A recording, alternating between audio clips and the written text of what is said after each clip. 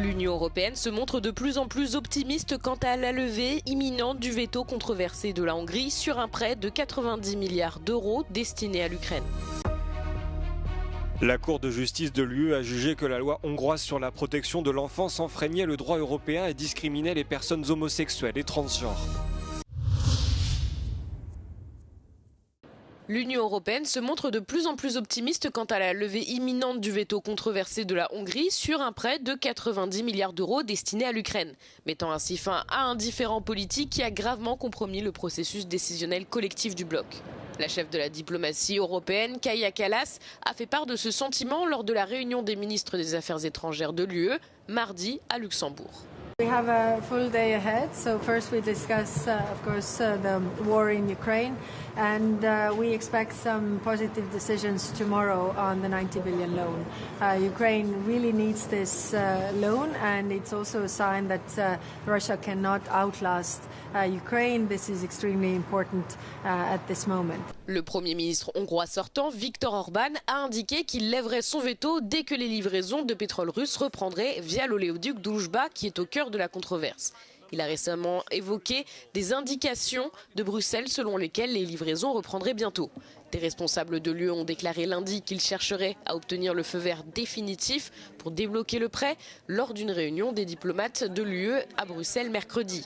Le commissaire européen à l'économie, Valdis Dombrovskis, a lui déclaré que Bruxelles prévoyait de commencer à débloquer le prêt en mai ou début juin, même s'il fallait pour cela attendre l'arrivée du nouveau gouvernement hongrois. L'OTAN a indiqué avoir intercepté ce lundi des bombardiers et des avions de chasse russes qui survolaient la mer Baltique. Des chasseurs français Rafale ont été déployés depuis une base aérienne lituanienne où ils sont stationnés dans le cadre d'une mission de l'OTAN vieille de plus de 2 décennies. Ils se sont joints à des jets suédois, finlandais, polonais, danois et roumains dans le cadre de cette mission. There's a lot of traffic from the Russian, and there are plenty of times in which, on purpose or not, they are not really respecting the ICAO, the International Civil Aviation Organization rules regarding flight plans and behavior. So obviously we are forced to take off and just make sure that they are who they say they are and their intention is peaceful and just transitioning back to their home airfields.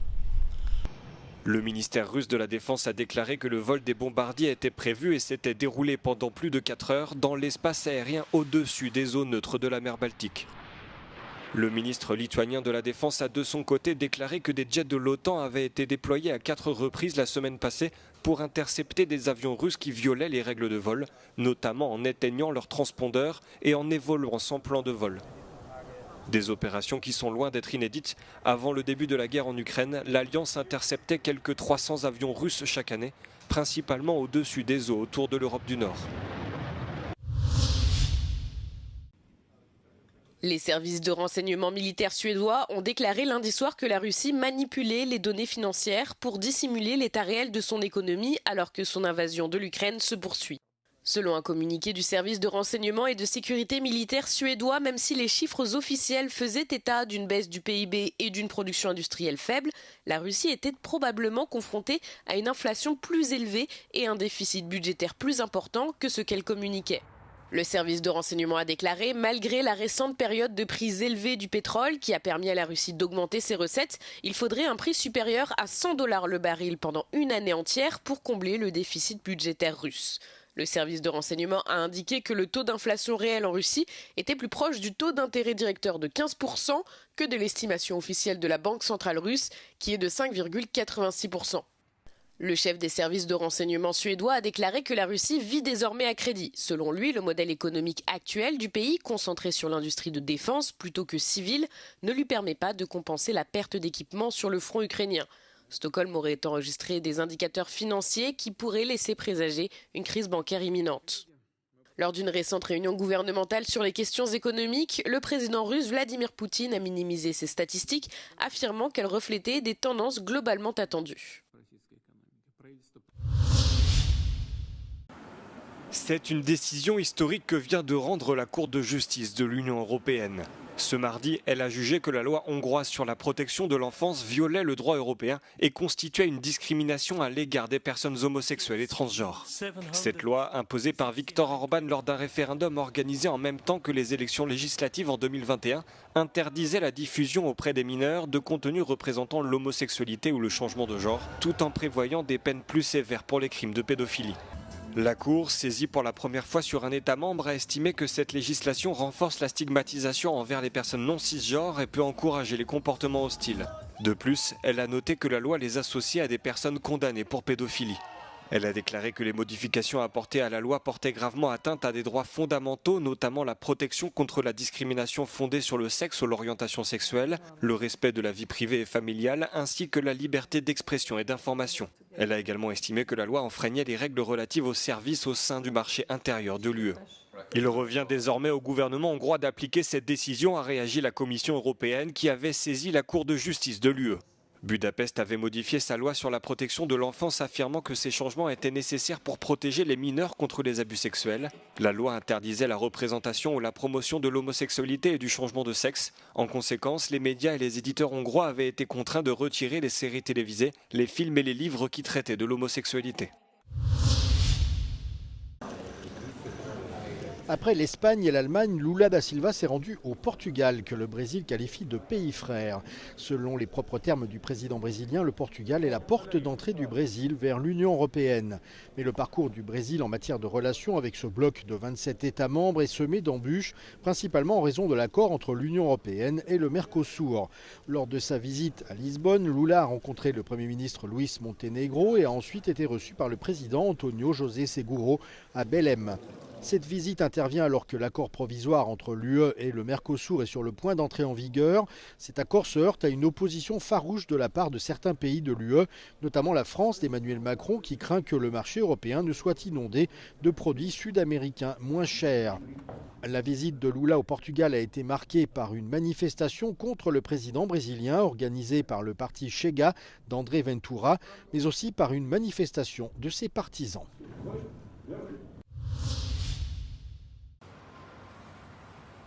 Les administrations espagnoles fonctionnent à plein depuis jeudi dernier, jour du lancement du vaste plan de régularisation des sans-papiers initié par le gouvernement dirigé par Pedro Sánchez. Au cours des 3 premiers jours, près de 43 000 candidatures ont été déposées.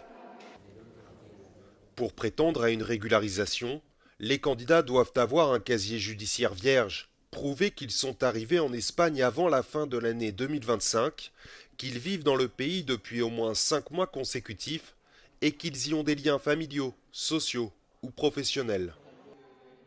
À la clé, un permis de séjour et de travail d'1 an renouvelable. Selon le gouvernement, ce plan pourrait bénéficier à plus d'un demi-million de personnes. Sa date limite est fixée au 30 juin.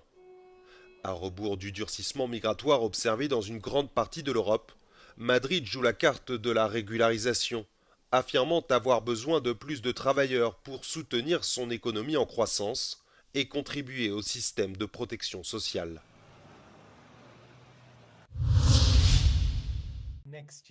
Plus de 1100 artistes, dont Massive Attack, Macklemore et Knickap, ont signé une lettre ouverte appelant au boycott de la prochaine édition de l'Eurovision en raison de la participation d'Israël. La campagne organisée par No Music for Genocide et la campagne palestinienne pour le boycott académique et culturel d'Israël appellent l'Union européenne de radio-télévision à exclure la société de radiodiffusion publique israélienne Cannes du concours, organisé le mois prochain. Nous refusons de rester silencieux alors que la violence génocidaire d'Israël fait taire et efface les vies palestiniennes, ont déclaré les artistes dans leurs lettres. Les organisateurs de cette campagne ont également salué l'Espagne, l'Irlande, la Slovénie, les Pays-Bas et l'Islande qui se sont déjà retirés du concours de cette année pour cette même raison.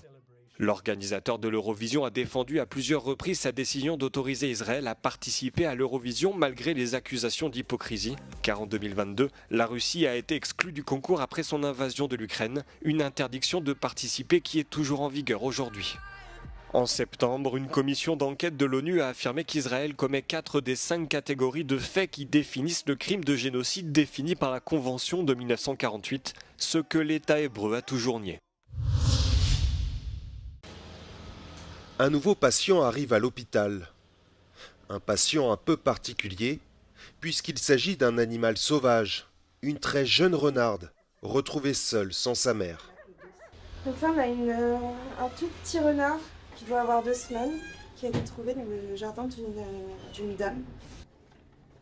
Prise en charge par les équipes de l'hôpital de la faune sauvage dans les locaux de l'école nationale vétérinaire, la jeune renarde est examinée.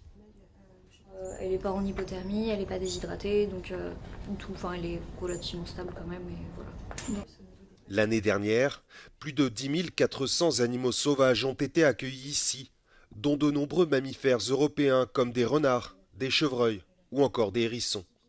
Les animaux arrivent souvent jeunes, entre avril et septembre après leur naissance. Objectif des soigneurs, les préparer au retour à la vie sauvage. Une fois qu'ils auront atteint un poids qu'on estime convenable, ils seront transférés dans le centre de réhabilitation jusqu'à ce qu'ils soient vraiment assez grands pour passer dans un enclos de relâché progressif. Seules les espèces invasives ne sont pas relâchées. Entre 60 et 80% des animaux qui arrivent ici sont victimes des activités humaines, comme les collisions routières. Donc dans un sens, on a une responsabilité à aussi prendre en charge ces animaux qui se retrouvent ici dans la majorité des cas à cause de nous. Donc de leur offrir une seconde chance, un espace de soins. Géré par l'association Faune Alfort, créée il y a près de 40 ans, l'hôpital vétérinaire fonctionne principalement grâce aux dons et au travail des bénévoles.